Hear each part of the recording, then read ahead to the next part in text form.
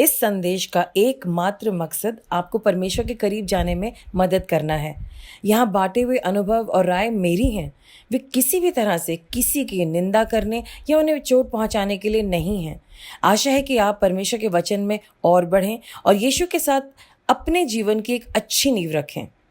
परमेश्वर आपको आशीष दें।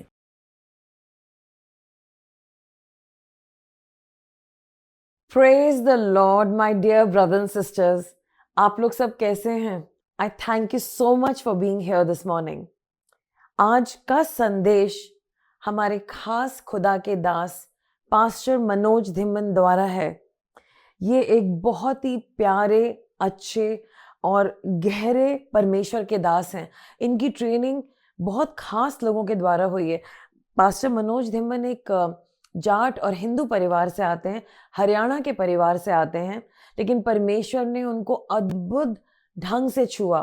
और उनकी अगर आप टेस्टिमनी सुनना चाहते हैं, एक ऐसी टेस्टिमनी आपको झंझोड़ के रख देगी, तो ये लिंक है यहाँ पर, आप इसको सुन सकते हैं। It will be a blessing to you. आप इस टेस्टिमनी को जरूर सुनिएगा जो हमारे पास्टर की टेस्टिमनी है। और पास्टर मनोज धिम्मन की वाइफ उनके साथ मिनिस्ट्री में हेल्प करती हैं। उनकी दोनों बेटियां हैं, दोनों यूके में सेटल्ड हैं और प्रोफेशनल्स हैं वो। और पास्टर मनोज धिम्मन बहुत शिद्दत से और मन से सेवा कर रहे हैं। और मैं बिलीव करती हूँ, मैं विश्वास करती हूँ, आज मेरे भाई बहनों का दिल खिल उठेगा इस संदेश को सुनकर। सो आइए हम लोग प्रार्थना करें। सर्वशक्तिमान परमेश्वर, हम आपका धन्यवाद करते हैं इस संदेश के लिए। Thank you so much for the opportunity जो आपने हमें दी कि हम खुदा के दास पास्टर मनोज धिम्मन का संदेश सुन सकें, जो आज वो बातें हमारे सामने लेकर के आना चाहते हैं। मत्ती उसका 25वां अध्याय, वहां से वो कुछ बातें उठा के लाना चाहते हैं। धन्यवाद उनकी जिंदगी के लिए, धन्यवाद इस संदेश के लिए, धन्यवाद जो आज आप हमें बातें सिखाने वाले हैं। थैंक यू गॉड, यीशु के नाम से आमीन। सो आइए सुनते हैं पास्टर मनोज धिम्मन को। तो हम सब लोग जो है आज के वचन को सुनने के लिए अपने आप को तैयार करें। और बहुत अच्छा आज का ये वचन है जो अभी हम लोग देखने जा रहे हैं, वो तिरछी सुसमाचार पुस्तक है और इसका 25 अध्याय है और इसका 14 वचन से लेकर हम लोग 30 वचन तक पढ़ेंगे। ठीक है, 14 वचन से लेकर 30 वचन तक पढ़ेंगे। और ये वचन बहुत महत्वपूर्ण है और इसके ऊपर थोड़े समय के लिए हम लोग ध्यान करेंगे। बाइबल में इस वचन को जो है यीशु मसीह ने अपने जीवन के अंत के समय में बताया था। अपने जीवन के अंत के समय में, अपने पकड़वाए जाने से पहले यीशु मसीह ने ये वचन जो है अपने चेलों को समझाया था। ठीक है, मत्ती रचित सुसमाचार का 25 अध्याय और उसका 14 वचन से लेकर 30 वचन तक। ठीक है, परमेश्वर का ये जो वचन है, इसको हमें कान से नहीं सुनना, बल्कि कैसे सुनना है? ध्यान से सुनना है। ठीक है, जो कि हम कान से सुनेंगे तो इधर से पहुंचेगा और इधर से निकल जाएगा, लेकिन अगर ध्यान से सुनेंगे तो ये सीधा कहाँ जाएगा? हमारे अंदर जाएगा। तो परमेश्वर का जब भी वचन बोला जाता है तो हमें इसे ध्यान से सुनना है। तो इसको कई बार आप लोगों ने पढ़ा होगा और कई बार आपने इसको देखा होगा, पर जब परमेश्वर के वचन पर हम मेहनत करते हैं, जब परमेश्वर के वचन को हम खोदते हैं, इसमें से हमें वो खजाना मिलता है जो हमारे जीवन के लिए बहुत महत्वपूर्ण होता है। हालेलुया। परमेश्वर कई बार छोटी चीज से बहुत बड़ी चीज हमें समझा देता है और वो चीज हमारे लिए समझना बहुत जरूरी है। क्योंकि बाइबल में लिखा है कि यीशु मसीह ने कहा कि मनुष्य केवल रोटी से जिंदा नहीं रहेगा, पर हर एक उस वचन से मनुष्य जिंदा रहेगा जो परमेश्वर के मुंह से निकलता है। हालेलुया। और इसलिए आइए कोई भी इसको थोड़ा सा जरा पढ़ देंगे, 14 वचन से 30 वचन तक हम इसको पढ़ेंगे। ठीक है, 25 अध्याय मत्ती रचित सुसमाचार और उसका 14 वचन से 30 वचन तक। क्योंकि यह उस मनुष्य की सी दशा है, कि यह उस मनुष्य की सी दशा है जिसने परदेश जाते समय अपने दासों को बुलाकर अपनी संपत्ति उनको सौंप दी। कि जिसने परदेश जाते समय अपने दासों को बुलाकर अपनी संपत्ति उनको क्या कर दी? सौंप दी। उसने एक को 5 तोड़े, दूसरे को 2 और तीसरे को 1, अर्थात हर एक को उसकी सामर्थ्य के अनुसार दिया। ये बात हम ध्यान रखेंगे। हर एक को परमेश्वर ने या इस व्यक्ति ने उसकी सामर्थ्य के अनुसार या उसकी काबिलियत के अनुसार दिया है। हाँ, और तब परदेश चला गया। और तब कहाँ चला गया? परदेश चला गया। हाँ, तब जिसको 5 तोड़े मिले थे, हाँ, उसने तुरंत जाकर उनसे लेन देन किया और 5 तोड़े और कमाए। हाँ, इसी रीति से जिसको 2 मिले थे उसने भी 2 और कमाए, परंतु जिसको 1 मिला था उसने जाकर मिट्टी खोदी और अपने स्वामी के रुपए छिपा दिए। हाँ, बहुत दिनों के बाद उन दासों का स्वामी आकर उनसे लेखा लेने लगा। हाँ, जिसको 5 तोड़े मिले थे उसने 5 तोड़े और लाकर कहा, हे स्वामी, तूने मुझे 5 तोड़े सौंपे थे, देख मैंने 5 तोड़े और कमाए हैं। हाँ। उसको स्वामी ने उससे कहा, धन्य है अच्छे और विश्वास योग्य दास, तू थोड़े में विश्वास योग्य रहा, हाँ। मैं तुझे बहुत वस्तुओं का अधिकारी बनाऊंगा। हाँ। अपने स्वामी के आनंद में सहभागी हो। हाँ। और जिसको 2 तोड़े मिले थे उसने भी आकर कहा, हे स्वामी, तूने मुझे 2 तोड़े सौंपे थे, देख मैंने 2 तोड़े और कमाए। उसको स्वामी ने उससे कहा, धन्य है अच्छे और विश्वास योग्य दास, तू थोड़े में विश्वास योग्य रहा, हाँ। मैं तुझे बहुत वस्तुओं का अधिकारी बनाऊंगा। बहुत वस्तुओं का अधिकारी बनाऊंगा। हाँ। अपने स्वामी के आनंद में सहभागी हो। और अपने स्वामी के आनंद में सहभागी हो। हाँ। अब जिसको 1 तोड़ा मिला था उसने आकर कहा, हे स्वामी, मैं तुझे जानता था कि तू कठोर मनुष्य है, तू जहाँ कहीं नहीं बोता वहाँ काटता है और जहाँ नहीं छींटता वहाँ से बटोरता है। हाँ। इसीलिए मैं डर गया और जाकर तेरा थोड़ा मिट्टी में छिपा दिया। देख जो तेरा है वह यह है। उसके स्वामी ने उसे उत्तर दिया, हे दुष्ट और आलसी दास, जब तुझे जानता था कि जहाँ मैंने नहीं बोया वहाँ से काटता हूँ और जहाँ मैंने नहीं छींटा वहाँ से बटोरता हूँ, हाँ। तुझे चाहिए था कि मेरा रुपया सर्वों को दे देगा, हाँ। तब मैं आकर अपना धन ब्याज समेत ले लेता। ले। इसलिए वो तोड़ा उससे ले लो और जिसके पास 10 तोड़े हैं उसको दे दो, क्योंकि जिस किसी के पास है उसे और दिया जाएगा हाँ। और उसके पास बहुत हो जाएगा। उसके पास बहुत हो जाएगा और परंतु जिसके पास नहीं है उससे वो भी जो उसके पास है ले लिया जाएगा। उसके पास जो है उससे वो भी ले लिया। और इस निकम्मे दास को बाहर के अंधेरे में डाल दो, हाँ। जहाँ रोना और दांत पिसना होगा। और जहाँ रोना और दांतों का पीसना होगा। तो यहाँ पर इस वचन को जब हम पढ़ते हैं तो इस वचन को पढ़ने से हमें एक बात पता चलती है कि आपके जीवन की सफलता का राज सिर्फ विश्वास करने पर ही नहीं है, बल्कि विश्वास के अनुसार काम करने पर है। हालेलुया। हम कई बार सोचते हैं हमारे जीवन में ये समस्या आ गई, चलो उपवास रख लेते हैं। हम कई बार सोचते हैं हमारे साथ ये समस्या आ गई, चलो घुटनों पर बैठते हैं, प्रार्थना कर लेते हैं। तो ध्यान रखना कि हमारे जीवन की जो सफलता है वो विश्वास करने पर ही नहीं, बल्कि विश्वास के साथ आपको काम करना पड़ेगा। कुछ लोग काम करना नहीं चाहते, वो चाहते हैं आराम से बस प्रार्थनाओं के द्वारा सब कुछ ठीक हो जाए, विश्वास के द्वारा सब कुछ ठीक हो जाए, उपवास रखें उसके द्वारा सब कुछ ठीक हो जाए। लेकिन मेरे प्रियो, मैं आपको ये बताना चाहता हूँ कि ये सब चीजें इस बात पर निर्भर करती है कि क्या हम विश्वास के साथ कुछ काम भी करते हैं। यीशु मसीह जब बैतसैदा के पुल पर पहुंचा, वहां 38 साल से एक बीमार क्या था, पड़ा हुआ था। और यीशु मसीह ने उससे पूछा, क्या तू चंगा होना चाहता है? एक बड़ा अजीब सा सवाल था। कोई बीमार से आप पूछेंगे कि क्या तू चंगा होना चाहता है, तो क्या वो मना करेगा? मना नहीं करेगा।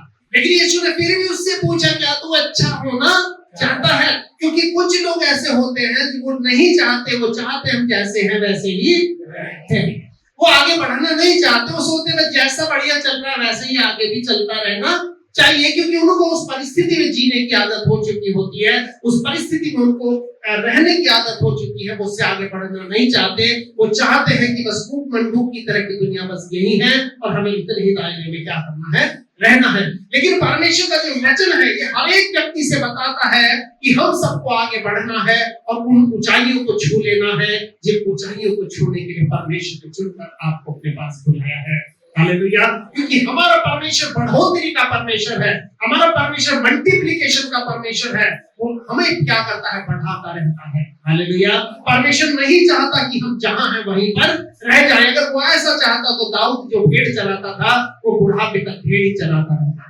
परमेश्वर ने दाऊद को पकड़ा और दाऊद को उसने आगे बढ़ाया, लेकिन दाऊद ने विश्वास के साथ काम भी किया। क्या काम किया? दाऊद जाकर के छोटा बच्चा गोलियत के सामने जाकर खड़ा हो गया। क्यों? क्योंकि उसको विश्वास तो था, लेकिन विश्वास के साथ उसने काम भी किया और अपने काम में क्या हो गया, वो सफल हो गया। हालेलुया। तो इसलिए आपके जीवन की सफलता का राज सिर्फ आपके विश्वास करने पर ही नहीं बल्कि विश्वास के साथ काम करने पर निर्भर करता है। हालेलुया।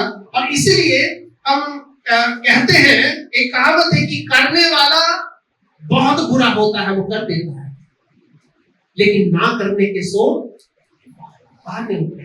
ये 38 साल का आदमी जो बीमार पड़ा था, इसके पास भी बहुत सारे बहाने थे। प्रभु मेरे पास तो कोई आदमी नहीं है जो मुझे उठा करके वहां ले जाए, मेरे पास तो कुछ वो नहीं है।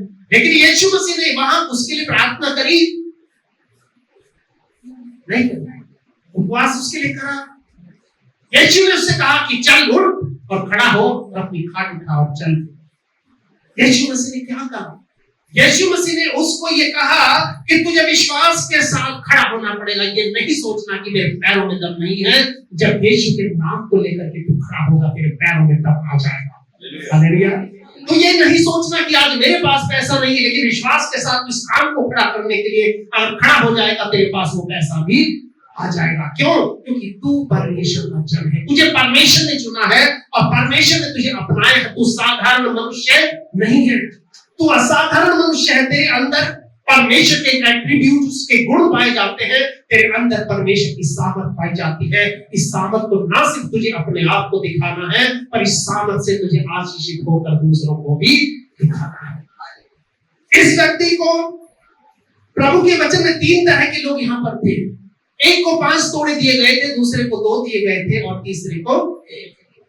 अब जिसको तो 5 दिए थे वो फटाक से गया, उसने उसको इस्तेमाल किया और उससे 5 और कमा लिए। और जिसके पास 2 थे वो भी गया और उसने 2 और कमा लिए। लेकिन जिसके पास 1 था उसने क्या किया? उसने उसको छिपा दिया। क्यों छिपा दिया? क्योंकि उसने अपने तोड़े को नहीं देखा, उसने दूसरों के तोड़े को देखा। समझ रहे हो? आज सबसे बड़ी कमी या सबसे बड़ी परेशानी हमारी ये है कि हम दूसरों की चीजों को देखते हैं, अपनी चीजों पर ध्यान नहीं करते। परमेश्वर ने हमें दिया है, वो हमारी सामर्थ्य के अनुसार दिया है। इस पूरे चीजों से हम 5 बातों को सीखते हैं। पहली बात क्या सीखते हैं? कि आपके जीवन के लिए जो जरूरी है वो सब कुछ आपको दे दिया। आप क्या सोचते हो? 1 तोड़ा कम था? अगर आप अपनी बाइबल के नोट में नीचे पढ़ोगे तो इसमें लिखा है कि उस समय 1 तोड़ा जो था वो 20 किलो चांदी के बराबर था। कितना? और 20 किलो चांदी अगर किसी के पास आज की डेट में हो तो वो कम नहीं होता, काफी हो। 1 किलो चांदी कितने का होगा? चाहिए आज की डेट में अगर आप 10,000 के किलो भी मान लो तो 20 किलो चांदी कम से कम 1 लाख की तो होती है। गलत तो नहीं है? और कम से कम बता रहा हूं, जबकि होगी तो 1.5 के आसपास, लेकिन मैं आपको 1 लाख बता रहा हूं। अगर आपको 10,000 रुपए महीना भी मिल रहे हैं तो ये क्या कम है? क्या आपने कभी उनका देखा जिनके पास कुछ नहीं होता? एक व्यक्ति जो है, आपको जो मिला है वो आपके लिए काफी है।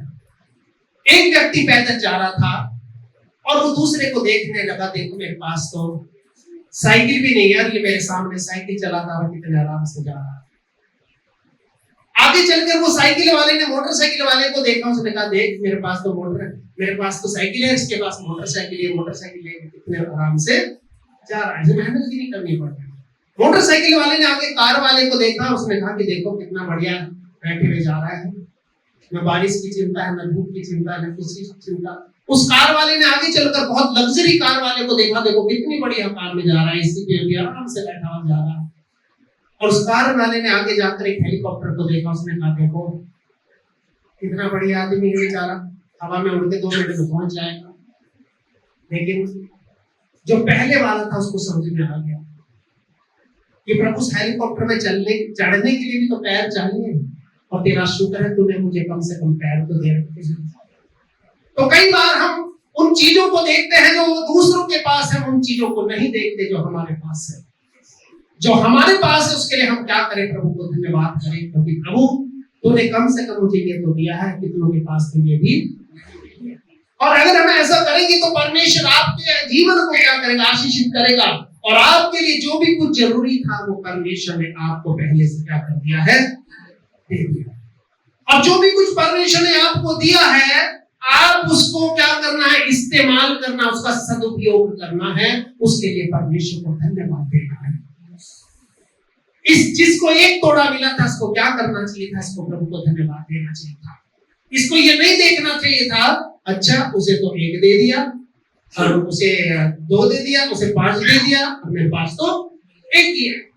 और आगे दूसरी बात, इस वचन को पढ़ते हैं तो इसमें दूसरी बात हमें पता चलती है कि परमेश्वर ने किसी भी 2 लोगों को एक जैसा नहीं बनाया। चाहे वो मियां बीवी हो, चाहे वो भाई बहन हो, चाहे वो माँ बेटा हो, माँ बेटी हो, कोई भी क्यों ना हो, परमेश्वर ने कभी भी 2 लोगों को एक जैसा नहीं बनाया। परमेश्वर ने हम सबको अलग अलग बनाया है, इसलिए हम एक दूसरे के साथ कभी भी तुलना नहीं करें। ये व्यक्ति क्या कर रहा था, इसने अपने पैसे को क्यों छिपा दिया, क्योंकि इसको जलन हो गई, इसको गुस्सा आ गया, इसको स्वामी के ऊपर गुस्सा आ गया। अच्छा उसको तो 5 दे दिया और मुझे 1 ही दिया, उसको 2 दे दिया और मुझे। इसका मतलब वो दूसरों की चीजों को देख रहा था, वो दूसरों की बरकतों को देख रहा था। आज हमारी समस्या का सबसे बड़ा राज ये है कि हम ये नहीं देखते कि हमारे घर में लाइट नहीं है, हम ये देखते हैं कि अगर हमारी नहीं है तो सामने वाले की क्यों जल रही है। हमारे यहाँ इंडिया में जब भी लाइट भागती है, हम निकल के जरूर से भाग के एकदम पड़ोसी की पूछते हैं, भाई तेरी लाइट आ रही है या? हम ये नहीं देखते हमारी क्यों भागी है, हम बस ये देखते हैं सामने वाले की क्या आ रही है, तो उसका मतलब बड़ा गुस्सा आता है, देखो हमारी लाइट भगा दी। तो हमें क्या करना है, हमें दूसरों की तरफ ध्यान नहीं देना, हमें उन चीजों की तरफ ध्यान देना है जो हमारे पास में हो चुका है। उन चीजों का हमें आदर करना है, उसके लिए हमें प्रभु को धन्यवाद देना है। और अगर हम ऐसा करेंगे तो परमेश्वर हमारे जीवन को और हमारे परिवार को आशीष देगा। परमेश्वर ने 2 चीजों को कभी एक जैसे नहीं बनाया। क्या आपने कभी पेड़ों की डालियों को लड़ते देखा है कि तेरे ऊपर तो 5 अनार आए हैं और मेरे ऊपर 10 अनार आ रहे हैं? क्या आपने फूलों की डालियों का आपस में कभी लड़ते देखा है? नहीं देखा। यीशु मसीह ने कहा कि सच्ची दाखलता मैं हूं और मेरा पिता किसान है और तुम सब कौन हो? जब तक तुम इस डाली से दाखलता से जुड़े रहोगे तब तक आशीषित होते रहोगे। और यीशु ने कहा तुमने मुझे नहीं चुना परंतु मैंने तुम्हें चुना। तुम्हें जो भी कुछ दिया है वो मैंने दिया है। आप कभी ये परमेश्वर से शिकायत नहीं करना, प्रभु तुम्हें 25 गज का मकान दिया है या तुम्हें हमें किराए का दिया है, पर आपके पास कम से कम है तो। कितने लोग दुनिया में उनको देखना है जिनके पास उतना नहीं। और हम कई बार दुखों का राज यही होता है, हम दूसरे के हाथ में कोई चीज देखते हैं, हम सोचते हैं ऐसी चीज हमारे हाथ में भी होनी चाहिए। हम कई बार देखते हैं ये बहुत अच्छी मोबाइल लेके आया तो हम सोचते हैं ऐसा मोबाइल तो मुझे भी लेना, भले हमें किस्तों में लाना पड़े कि प्रभु तेरे अंदर तो हिम्मत है नहीं हमें दिलाने की। अब हम ये कुछ करते हैं कि हम क्या करते हैं, उधार लेके आ जाते हैं। मैं ये नहीं कह रहा हूं उधार लेना गलत है, पर जरूरत से ज्यादा उधार लेने का मतलब है कि अपने आप को एक तरह से कर्ज में फंसाना। प्रभु नहीं चाहता हम कर्ज में फंसे। हालेलुया। परमेश्वर ये चाहता है कि जो हमारे पास है हम उसको इस्तेमाल करें, उससे प्रार्थना करें। वो परमेश्वर क्षमता रखता है कि हमें उस चीज को कैश भी दिला सकता है। इसलिए हम यहाँ प्रभु के वचन के अंदर इस बात को पढ़ते हैं कि परमेश्वर वास्तव में महान परमेश्वर है। हम कभी भी एक दूसरे के साथ एक दूसरे की तुलना नहीं करते। हम आज जैसे भी हैं, इसलिए हमें इस बात के लिए प्रभु को धन्यवाद देना, हमारे पास फल ज्यादा है या कम है, हमें इस बात पर खुशी होना प्रभु कुछ है भी या नहीं है। और सबसे बड़ी बात ये मेरे साथ है क्योंकि मैं तेरी दाखलता से जुड़ा हूं। और जब तक आप परमेश्वर की दाखलता से जुड़ रहे रहोगे तब तक आप फूलते रहोगे और फलते रहोगे। और इसलिए दूसरी बात, इस पहली बात हमने इस वचन में क्या देखी कि जो भी कुछ आपके जीवन के लिए जरूरी है वो परमेश्वर ने आपको पहले से दे दिया है। और दूसरी बात इसमें से हम ये देखते हैं कि कभी भी अपनी तुलना किसी दूसरे के साथ नहीं करें, नहीं तो ये आपको पाप में फंसा देगी, या आपको पाप में फंसा देगी, या आपको जीवन के एक ऐसे चौराहे पर ला करके खड़ा कर देगी कि अपना इधर के रहोगे ना। अपनी तुलना कभी दूसरों से ना करें।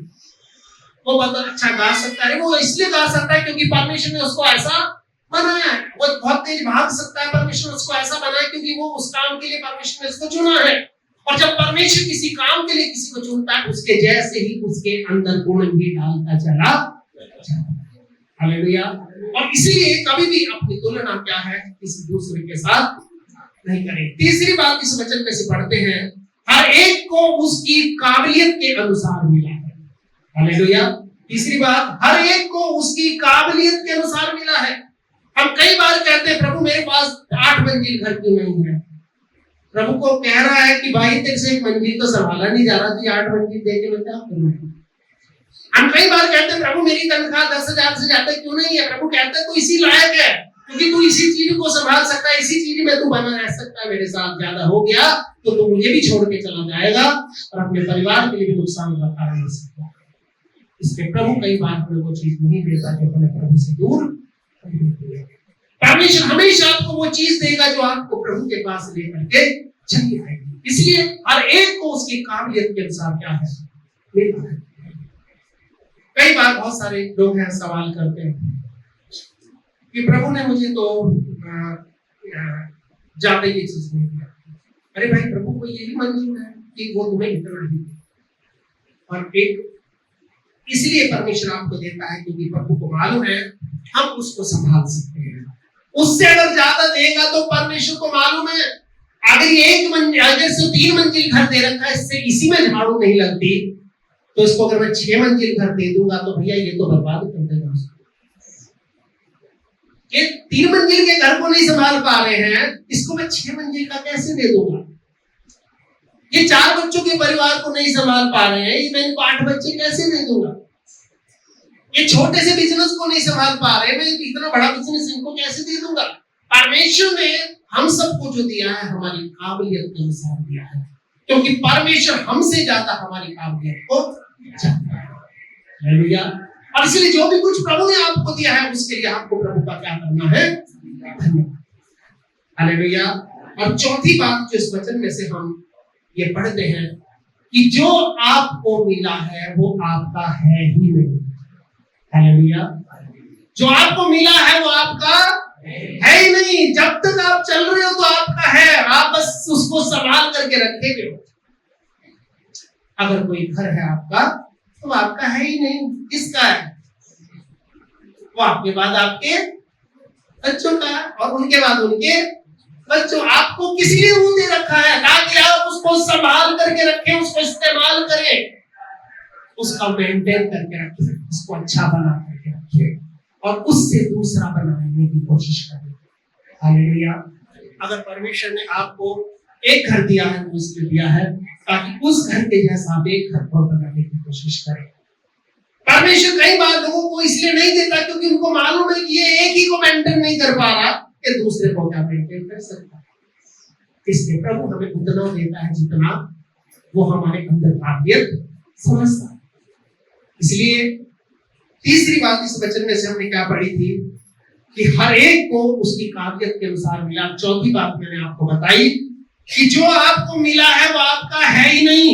आपके अंदर जो सांस चल रही है वो भी आपकी अपनी नहीं है, वो भी परमेश्वर की दी हुई एक आपके पास नियामत है, उसकी दी हुई एक धरोहर है आपके पास। और जिस दिन प्रभु चाहेगा ये नियामत भी आपसे ले लेगा। बाइबल में लिखा है कि परमेश्वर ने मनुष्य को बनाया और उसके नथनों में जीवन का सांस क्या कर दिया। इसलिए आज दुनिया में जो भी आपको मिला है वो आपका नहीं है। ये घमंड मत करना सोच करके कि मेरे पास 3 मंजिल घर है, मेरे पास 2 घर है, मेरे पास 4 घर है, मेरे पास ये है, या मेरे पास इतना लाख रुपया है, मेरे पास इतनी गाड़ी है, बंगला है। ये सब कुछ आपका है ही नहीं। ये सिर्फ आपको इसलिए मिला है ताकि आप इसको मेंटेन करते रहो। एक समय आएगा, मैंने पहले आपको बताया, आप इस दुनिया में मालिक कभी नहीं हो। कौन हो? मैनेजर साहब हो। मैनेजर का काम क्या होता है? चीजों को संभाल करके रखना, उनकी देखभाल करना, उनको मैनेज करना। पंखा खराब हो गया, ठीक करा दिया। बिजली का बिल आ गया, बिजली का बिल ले गया। किचन में राशन खत्म हो गया, राशन ले गया। घर में पैसा खत्म हो गया, कमा के अंदर ला ले गया। ये आप क्या कर रहे हो? मैनेज कर रहे हो, आप मालिक नहीं हो। इसलिए ध्यान रखना, जो भी कुछ आपको मिला है उसके लिए प्रभु को आपको क्या देना है, धन्यवाद। ये सोच करके कि प्रभु जो भी कुछ मेरा है वो मेरा नहीं है, वो सारा। और जो प्रभु का है वो आपको प्रभु को क्या करना है, देना। हम कई बार समेट समेट कर ऐसे रख लेते हैं जैसे ये मरने के बाद साथ में ही लेके जाना है। कितने लोग होते हैं जिनकी चमड़ी चली जाएगी लेकिन दमड़ी नहीं जानी चाहिए। वो अपनी दमड़ी के लिए कुछ भी कर सकते हैं, वो झूठ भी बोल सकते हैं, वो कुछ भी कर सकते हैं। हम प्रभु के लिए भी कई बार ऐसा ही करते हैं। प्रभु से भी हम कई बार अपनी चीजों को छुपाते हैं। नहीं प्रभु, तेरा हिस्सा जो है उसमें से भी कटौती करनी पड़ेगी क्योंकि इस बार खर्चा ज्यादा है। तो नहीं पता जिसने वो दिया है वो भी ले सकता है। हम प्रभु के लिए जब भी कुछ करते हैं इस बात को सोचें, जो आपको दुनिया में मिला है वो आपका है ही नहीं, वो आपको किसी ने दिया है। तो जिसको ये दिया है उसको आपको सम्मान देना है, दे करके प्रभु इस महीने तूने मुझे 100 रुपए दिए हैं तो ये 10 रुपए तेरे हैं, क्योंकि मैं तुझे ईमानदारी से आदर करता हूं कि तूने मुझे 100 दिए हैं। क्योंकि दुनिया में कितने लोग ऐसे जिनको 100 भी नहीं मिले, उनको अपने खर्चे को चलाने के लिए हो सकता है किसी से उधार मांगना पड़ा हो। आज दुनिया में कितने लोग ऐसे हैं जिनको समय पर पैसा नहीं मिलता, वो उधार राशन लेके आते हैं। आज कितने लोग ऐसे हैं जो बेचारे किसी से मांग करके अपना गुजारा करते हैं। लेकिन आपको और मुझको प्रभु ने इतना दे रखा है कि कम से कम हम अपने गुजारे को आराम से करते हैं। प्रियो, हमारे पास कुछ है या नहीं है ये मान के चलना, जो आपके पास है वो आपका है ही नहीं, इसका है परमेश्वर। क्योंकि अय्यूब को मालूम था कि जो भी मेरे पास है मेरा है ही नहीं, इसलिए 1 अध्याय के 21 वचन में अय्यूब कहता है कि परमेश्वर ने दिया और परमेश्वर ने ही ले लिया, उसका नाम। ये हिम्मत उसके अंदर कहने की कहां से आई? क्योंकि उसको मालूम था ये जो भी कुछ आशीष मुझे मिल रही है ये मेरी काबिलियत की वजह से नहीं है, ये उस मालिक की वजह से है जो मुझे दे जा रहा है। हालेलुया। और इसीलिए आखिरी बात जो मैं आपको बता रहा हूं, 5वीं बात वो ये है कि जो भी कुछ आपको मिला है उसका आपको लेखा देना पड़ेगा। 5वीं बात, जो भी कुछ आपको मिला है उसके लिए आप जिम्मेदार हो। आप ये नहीं कह सकते नहीं प्रभु तूने मुझे 1 दिया था, इसलिए तूने उसको इतना दिया था, मुझे 1 दिया था। कई बार छोटे बच्चे भाई बहन आपस में लड़ते हैं। माँ बाप अगर एक को 1 सेब दे देंगे, दूसरे को 2 दे देंगे तो उनमें बहुत बड़ा महाभारत हो जाएगा और मम्मी या पापा की खिंचाई हो जाएगी कि भाई इसको 2 कैसे दे दिए, इससे प्यार ज्यादा है और मेरे से प्यार। वो उसको नहीं देख रहा। एक बच्चा 5 साल का है, वो 1 सेब खा सकता है। एक बच्चा बेचारा 10 साल का है, वो 2 खा सकता है। लेकिन वो 5 साल का इतना चालाक बच्चा होगा, वो ये नहीं सोचेगा कि मेरे पेट में 2 सेब नहीं आएंगे, तो उसे कहेगा अच्छा उसको 2 दिए तो मुझे 1 क्यों दिया। इसलिए अपने कंपेयर करना, अपनी तुलना करना दूसरों से बंद करें। आपको जो भी कुछ परमेश्वर ने दिया है वो आपके लिए पर्याप्त है, वो आपके लिए काफी है। आपको जो मिला है उसके लिए प्रभु को धन्यवाद दे और उसको आप इस्तेमाल करें। अगर आपको 1 सेब दिया प्रभु ने, धन्यवाद करके उसे खा लें। आप ये मत सोचे कि दूसरे को इतना मिला है। हम कई बार सबसे बड़ी समस्या है कि हम दूसरों की थाली में झांकते हैं इसको क्या मिला है और हमें क्या मिला है। पहले हमारे पास 2 कुत्ते थे तो दोनों को खाना डालते थे, एक दूसरे की थाली में जरूर झांक के देखते थे किसको क्या मिला है और मुझे क्या मिला है। तो अगर किसी की थाली में ज्यादा हो तो दूसरे वाला अकड़ जाएगा, वो नहीं खाएगा, उसे मालूम है कि इसको कुछ क्या दिया है। तो हमें जो हमारी थाली में प्रभु ने दिया है, हम दाऊद के समान कह सके कि मेरी माँ की डोरी मन भावने इस थाल में पड़ी है और मेरा कटोरा।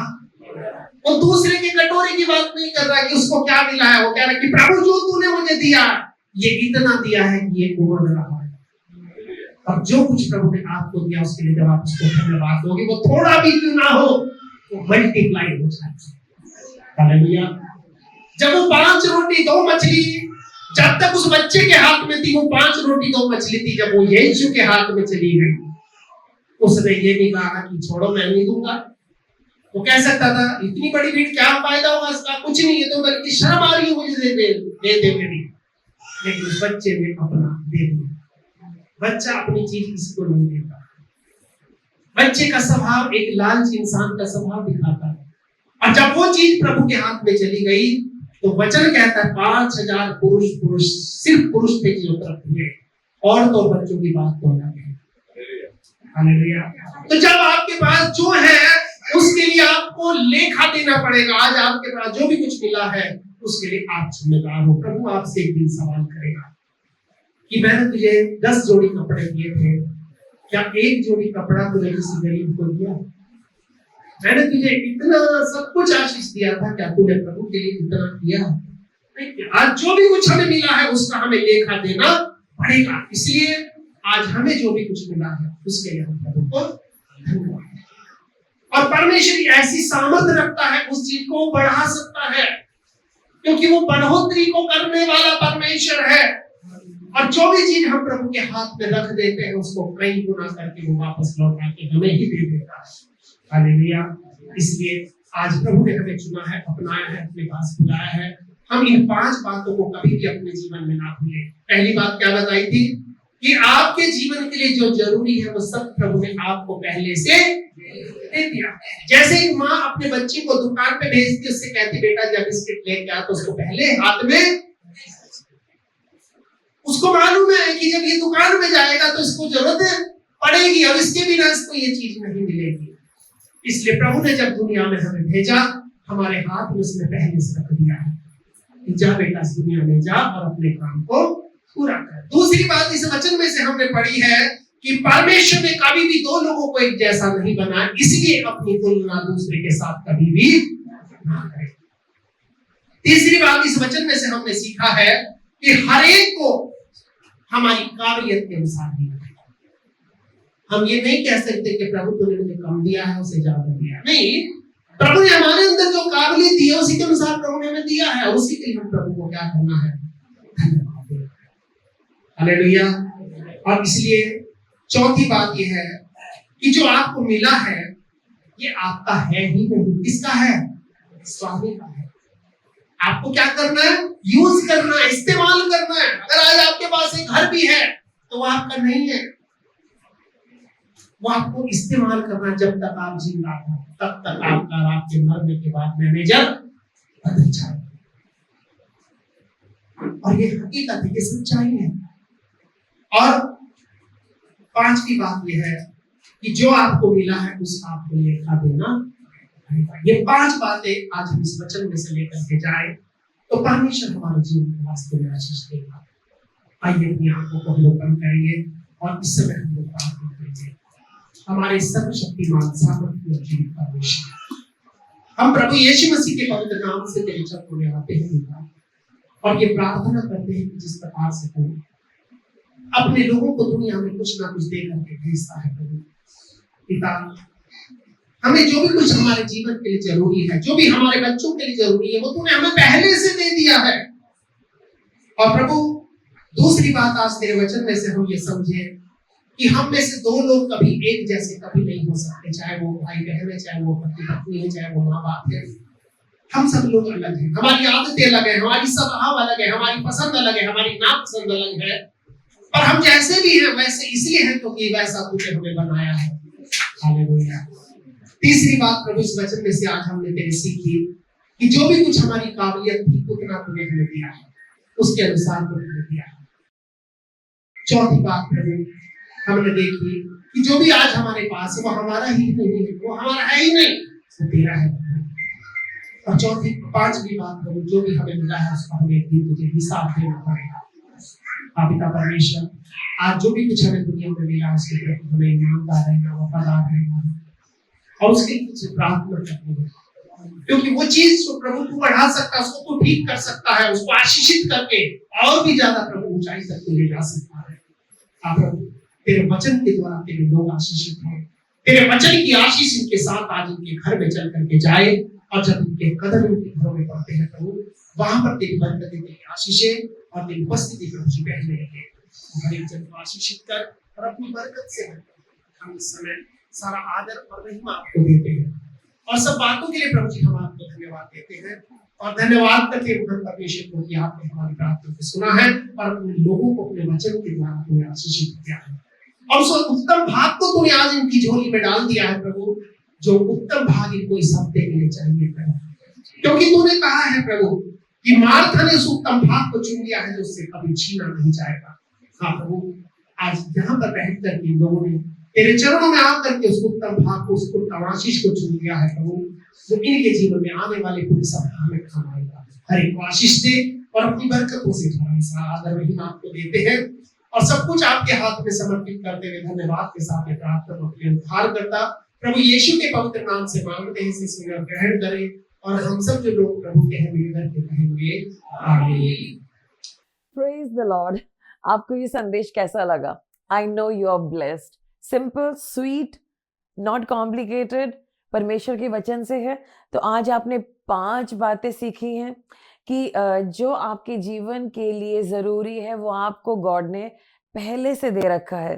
So it's with you. दूसरी बात क्या है? परमेश्वर ने कभी भी 2 लोगों को एक जैसा नहीं बनाया, कुछ ना कुछ फर्क तो दोनों में है। Even twins are different, right? और जो भी आज हमारे पास है वो उस काबिलियत से मैच करता है जो गॉड ने हम सबको दी है। तो इस बात को गहराई से समझना है।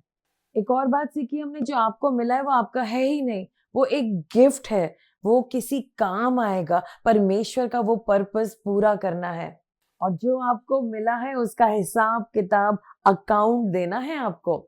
Are you ready to give the account? So ये सारी चीजें आज हमने सीखी हैं और अभी इसमें और भी बहुत सारी आपकी लर्निंग्स होंगी, आई एम श्योर, जो आप शेयर करना चाहते होंगे अपने भाई बहनों के साथ। तो मैं आपकी लर्निंग सुनने के लिए तैयार हूँ। Come on, let's hear from you. आप क्या बताना चाहते हैं?